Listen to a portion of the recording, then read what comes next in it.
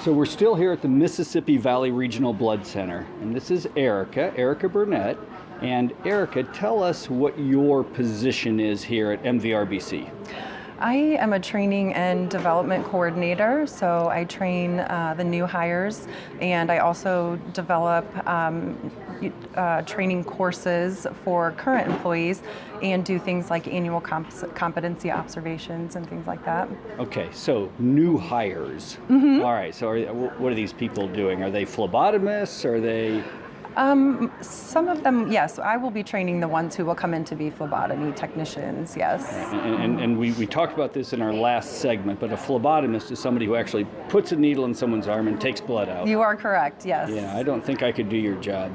I didn't think I could do my job, actually, when I first started, but it's interesting. But you learned to do it. Absolutely, yeah. I learned right here at the Blood Center. And how many arms would you say you've stuck over the years? Thousands. Thousands. Yeah, too many to count. All right, so what I find, so you're in this STEM career here at MVRBC, and what I find interesting about you is your path. So let's go back to you're sitting in high school, and what types of classes are you taking in high school?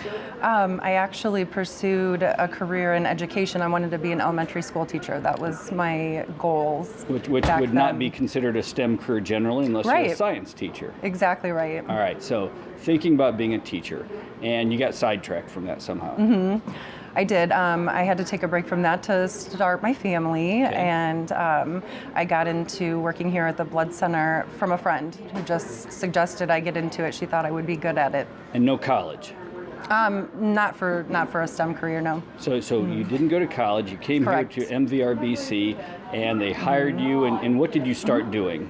I was a phlebotomy technician, so I drew blood. So they trained you on that here at your place of employment? Yes, they did. It was a short, maybe 6-week program. Okay, and I think that's one of the important points, is that there are a lot of places you get trained for a STEM career. Some people go to college, some people teach themselves, and others are trained at their place of employment. So I think that's interesting. So you were trained here at your place of employment, and yes. And today you've been here for 10 years, is that right?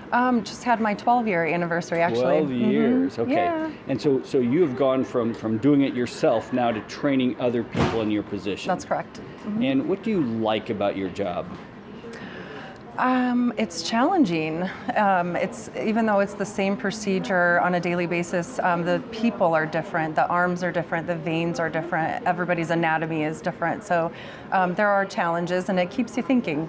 Yeah, and what's happening in this room that we're in? This is an apheresis collection site, so these people are donating platelets, so it's just another component of blood. So platelets is a part of blood? Yes. And you've learned all of this? I've learned lots about blood, yes. Yeah, so perfect. Now, last question. Sure. So this person right here, sitting here looking at you, and they're trying to figure out what they're going to do with their life, at least considering it, what type of advice would you give high school students who are thinking about a career of any type? I would say just keep your mind open, be ready to change, especially in the medical field, things are always changing and improving. Just be willing to take that, and always be observant. Just absorb as much information that you can from the people around you that have been doing their jobs for a long time.